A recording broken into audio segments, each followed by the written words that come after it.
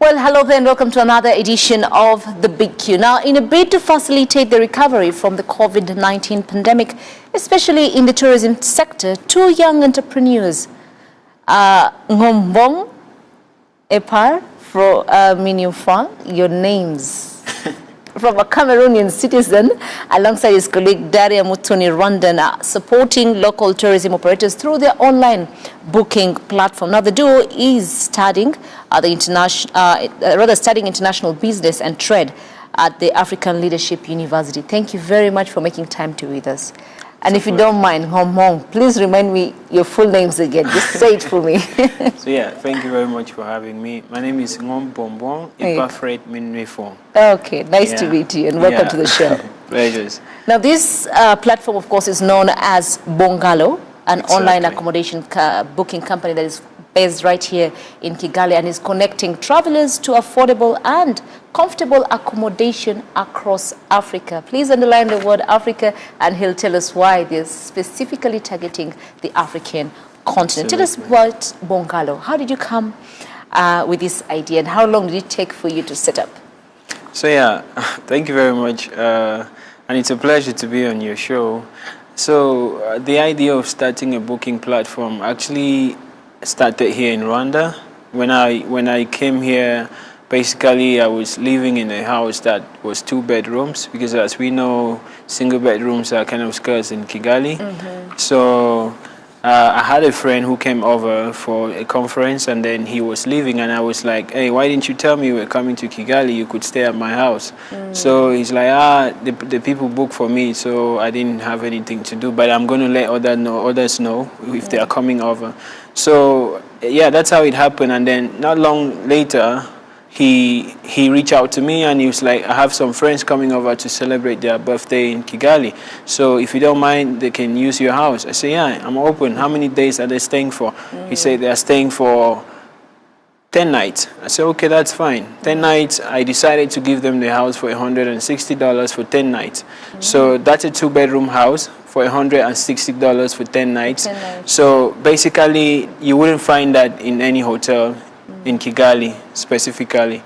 And so over time, I started receiving other people from different countries who will get connected to me, and then they start using my place. So I started listing out my place to people on that same level. So I had people from Sierra Leone who came for conferences likewise, some from Nigeria, and then also a couple guys from Cameroon as well. So yeah, that's how it all started. So I realized that, okay, this is a need. People are looking for places to book that they could pay, because most of these people send me money just on my mobile money number.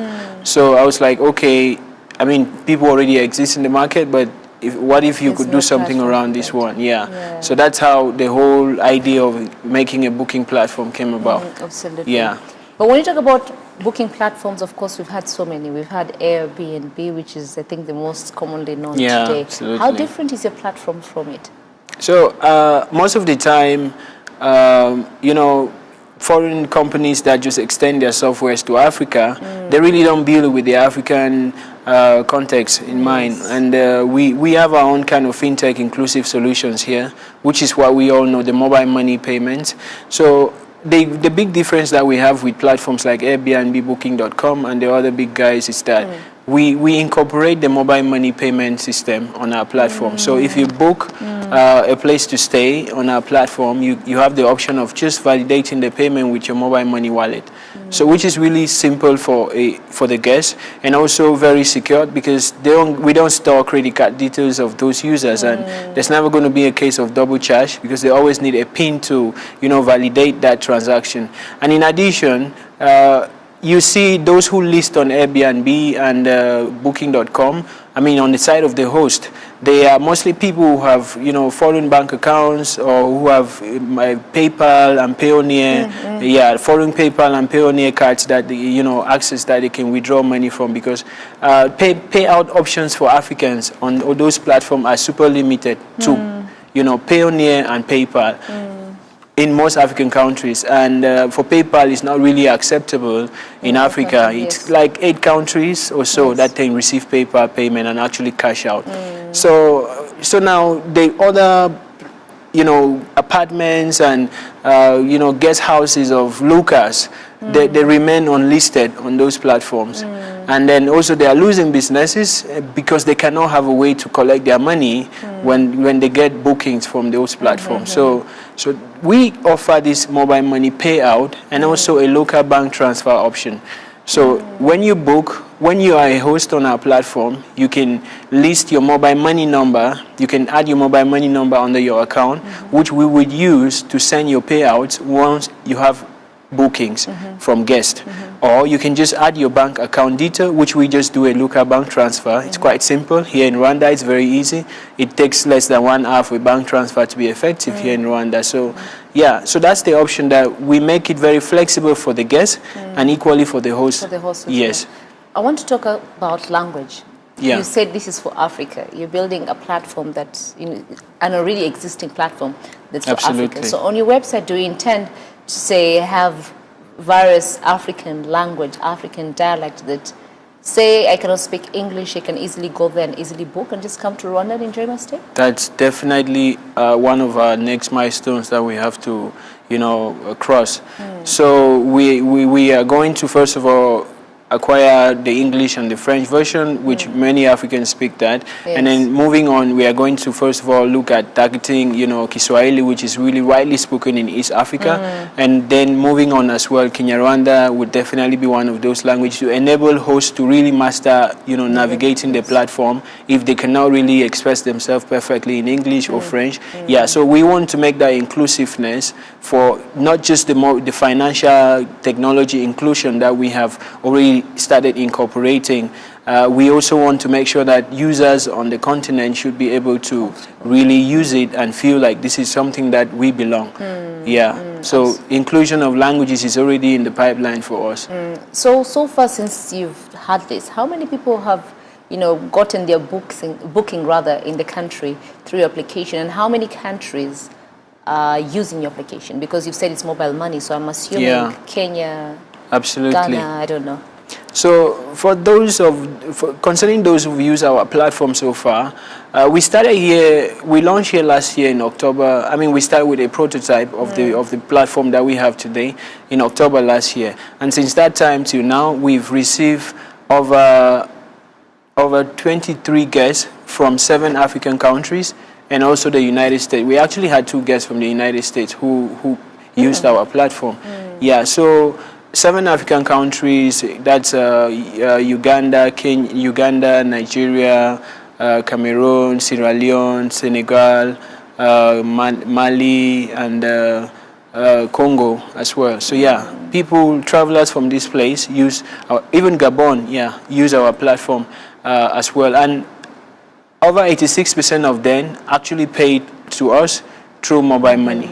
Yeah, so that was some kind of proof of concept for what we are doing to show that, truly people really adopting this mode of payment as very convenient for them.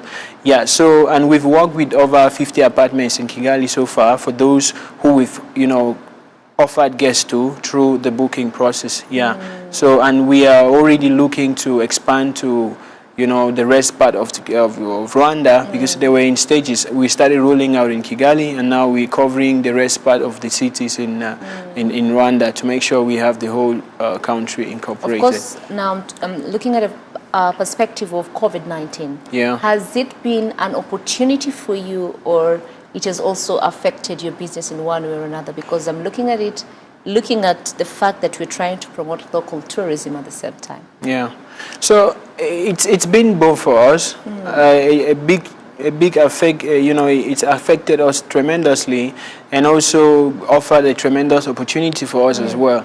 So looking at the fact that everything is becoming automated, like, you know, moving from analog to digital, everything is shifting to be online.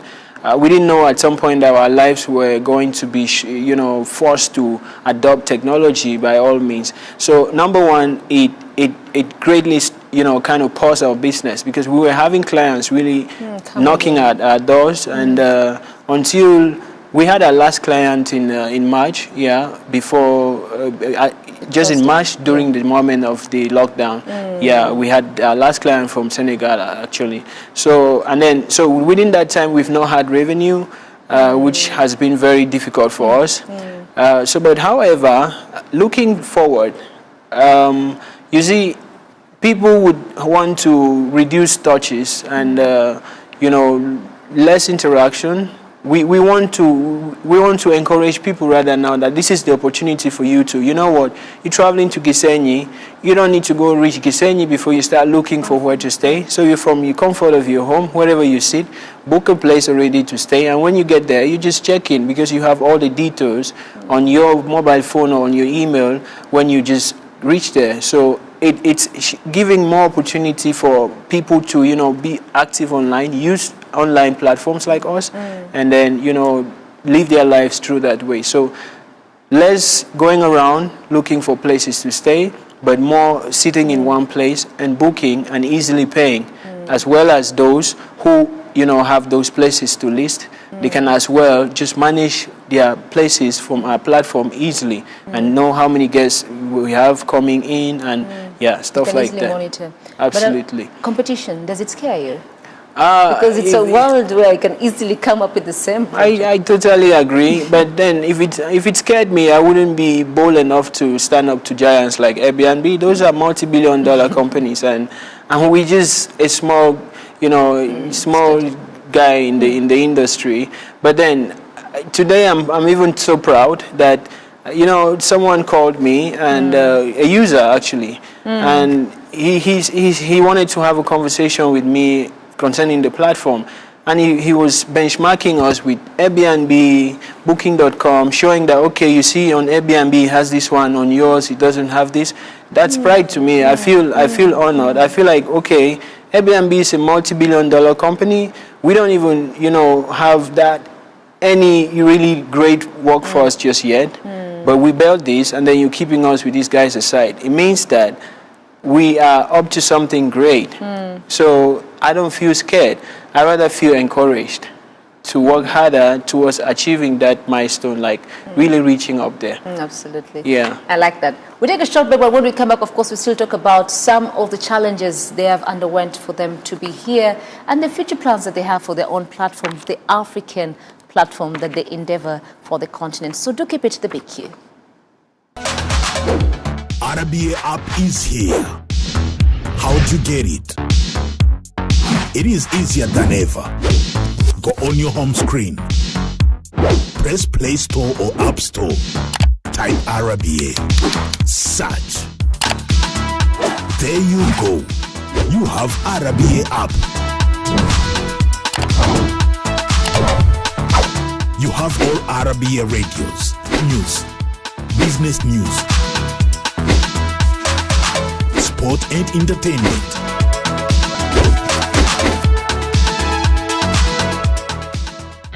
Welcome back, and thank you very much for keeping it the big key. Of course, I'm still talking to Mr. Nghombombong Epaphrate. Yeah. And of course, he is an innovator.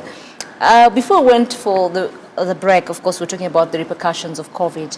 But now I want you to take us through some of the challenges as a young innovator. Like you've said it, you're not afraid of competition. But what are the challenges that you've gone through for you to be where you are today? I'm sure you've had many prototypes before that you tried and failed. Yeah, that's right. So why are you here today? So it's not been a merry-go-round. Neither has it been a walk in the woods. It's been filled with challenges, tremendous challenges, I must say. Starting from the fact that I study in a foreign land. Yes. And also, catering for a regular lifestyle, it's not easy. And then you have to pay office space. You have to, recruit a team to work with you on something that you really believe in. So one of the biggest challenges we've had is been, funding for the business, like taking care of the bills and everything else, because we've been self-funding since we began operating. So, and then we also been using like post sales and all of that to move the business ahead. So biggest challenge for every African entrepreneur, this is not my first startup, so I really try to maneuver around most of those things, but then it's really hard to, you know, run a business when you're not yet getting investments, except maybe you have a little bit of sales. So finance generally has been a big challenge for us. So aside from that, you know, you meet people every day. It takes a great state of mind to be able to stay focused on something like this, because you meet people every day. When I'm pitching to people most of the time, when I tell them what we do, the very first question they ask me, you can guess, how are you different from Airbnb? That's it. So I'd be like, so I mean, if Airbnb shuts down tomorrow or they have a system glitch, which platform are you going to use? So why don't you be an option to Airbnb? For example, it's a market and everyone is allowed to step in and play.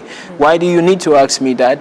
And then, so that particular thing is always coming up and up like that. So people trying to play, you know, bring down your spirit and all of that. But it's about staying focused to me, and then it's really just about keeping your head really up there and trying to focus on what you're doing. So yeah, with that as well, team problem, people don't really believe in, not really like they don't believe, they're just excited about what you do. They just come and say, okay, I want to work with you. And then a few weeks later, they start dwindling around. They're not really, you know, serious. So most of those things, commitment for teams and stuff, these are basic challenges that every startups are facing. And so yeah, those are things we go through. Finances, all of those difficult environment, and then adoption as well. People still don't yet trust you.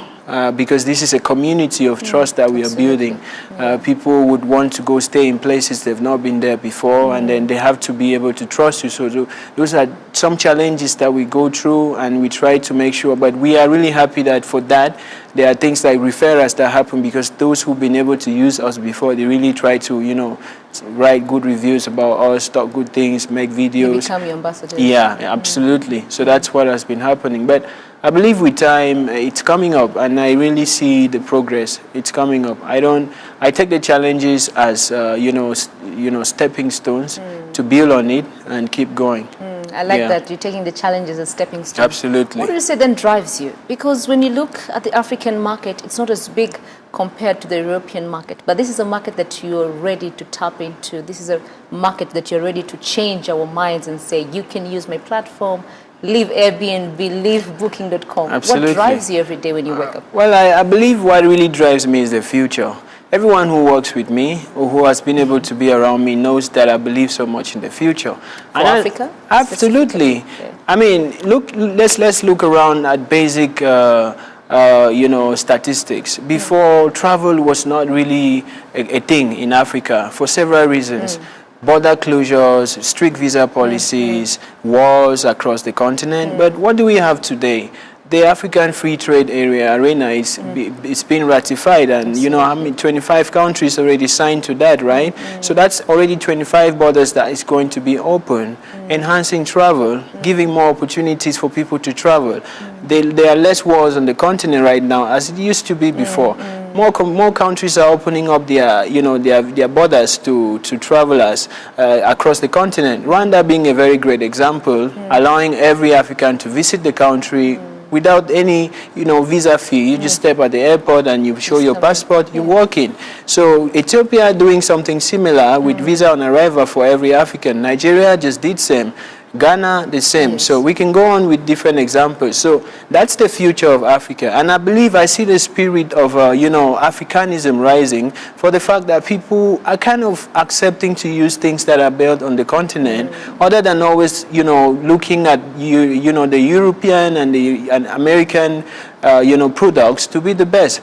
Because I see people are really, you know, kind of saying, no, let's use Africa. And some are already actually actively participating in that, you know, in that area. And I see the future. I see it will be better.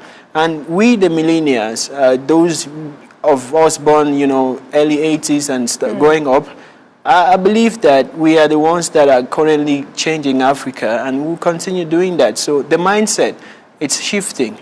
So things will happen in the future as it's currently, you know, changing. So that's what drives me, the future. And I believe in the future for Africa. Absolutely, yeah. I like that. Now, the issue of how much hosts and businesses pay on other platforms, of course, due to the lack of contextual payout solution. For the African market, it's still a new thing, like we've mentioned. We still have those who have tried to do it, but then the hosts always pull out. We've seen even delivery companies where we have, 2 or 3 supermarkets, 5 months down the line, they pull out because of the payment solution. How do you intend to tackle this?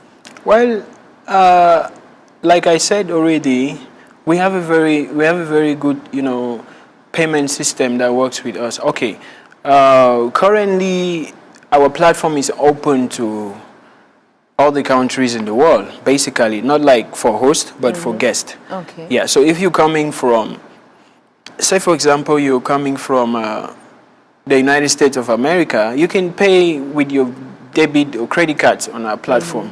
So now for Africa, we've already been able to support 5 countries with the mobile payment. Which is? Ghana, Tanzania, Uganda, Rwanda, and Kenya. Okay. Yeah, and that is in the coming months we are adding up Congo, Senegal, and also Cameroon. So yeah, that's coming up, and this means that we will keep improving and keep optimizing as we are going on, because it's a software, and every day we are adding new features. So especially for this, because that's our selling point, the mobile money payment, which is what really Which is different. really makes us different, and also really inclusive in Africa. Over 73% of Kenya, uses M-Pesa, which is the mobile money thing. So if you look at such, you see that is a great opportunity. So we would keep really investing in that aspect of our technology to make sure that we have the entire Africa, or probably where the telecom guys are present, to make sure that we have this payment system working for them already. So I think that will retain these users that will be hosting on our platform. Yeah, I mean, even if it doesn't, we would definitely still craft means that we can always retain them. We want to keep building this and selling it as Africa. Yeah. Issues of hacking. Issues of hacking, we have put in security measures that it's already good enough to keep us, as we have data of people, like user data, names, emails. We have also verification processes that they need to verify their accounts. So we are hosting on very secured servers, and we also have our own firewalls that are being built to make sure our platform is highly secured. So we would only tell you that we can guarantee you we will not be jeopardized. Yeah, and when it comes to financial, our systems for the finances, for the transactions and everything have, world standard certifications. Yeah, and before you get that, because we are working with different corporations as well to ensure that we have the best. So before you even get those PCI standard certifications, you must have been vetoed by very great standards that gives you the opportunity to have that. So yeah, according to with issues of transactions, very secure, super high level security.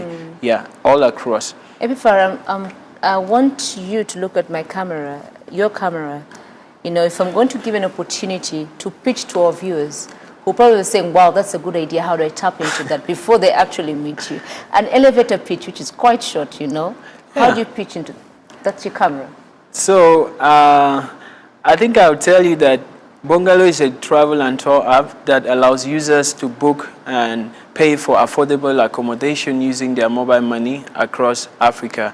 And these same applications allow hosts to list and get paid out to their mobile money wallets or their local bank accounts across Africa. We're currently beginning with Rwanda, and we are rolling out to different parts of Africa in the subsequent months. Well, thank you. Hopefully everyone that has listened to you and want to tap into that great innovation will do that. Absolutely. Our website, you know it already, www.bongalo.co. Yeah. Before I let you go, the young ones at home who say they're always, waiting for employment, which is not a bad thing. But there are ones who say, I've failed too many times. Why should I try again? What would be your word for them? I think that failure the flip side of failure is lessons. So if you can be able to switch your failures to be lessons, it will help you to build more. So because as you grow, you meet challenges, but if you pick the lessons that you find in those challenges, it will be able to help you to keep building and keep forging ahead to greater things. So let failures be lessons. This is not my first startup, and I don't know, but I believe so much in it. Everyone who works with me knows that I believe so much in it, and I really hope that it becomes as successful as I want it to be. So, but if it doesn't happen that way, for whatsoever reason, we only, plan and God does the rest. So if it doesn't, I will still have to move on to something else. I don't have to give up. So yeah, failures should be lessons. Yeah, absolutely. The Africa that you want. You Absolutely. said you're futuristic. What is the Africa that you want? Paint a picture for us. So I want to see, I don't want to put a benchmark anywhere, but I want to see an Africa that is, free of corruption. I want to see an Africa that is very inclusive, borderless. I mean, even if it has borders, it should just be for demarcation purposes. I want to see inclusion, people moving from one end to the other, and also really with technology that is driving economic growth and, great educational systems that teaches us the things that we can do within our environment, relating knowledge to our environment and not bringing concepts from different, environments that might not really apply with our immediate environment, and keeping us to always look beyond instead of within us, and then finally miss the the track. So I want to see that Africa. I don't see Africa. I don't see skyscrapers as a measure of economic growth, but they are good. I mean, like for city growth and all of that. But I want to see an Africa with great education, with great inclusion, exchanges across, and ideas spanning from different angles, and people accepting that we are all one people, focus on building a continent instead of limiting myself to being a Cameroonian. And I'm in Rwanda, and this is me on a national TV, and that's a lot. It says a lot on how the country is working hard to make this inclusion happen. So yeah, this is what I want to see in Africa. Well, thank you very much for making time to be with us. It's a pleasure. Well, like you had, failures should be lessons. What is the Africa they envision? And of course, remember, we are building Africa for Africans, and that's why we encourage all sorts of innovations that are for Africa and for Africans. My name is Fiona Mbabazi. Do give it the big Q.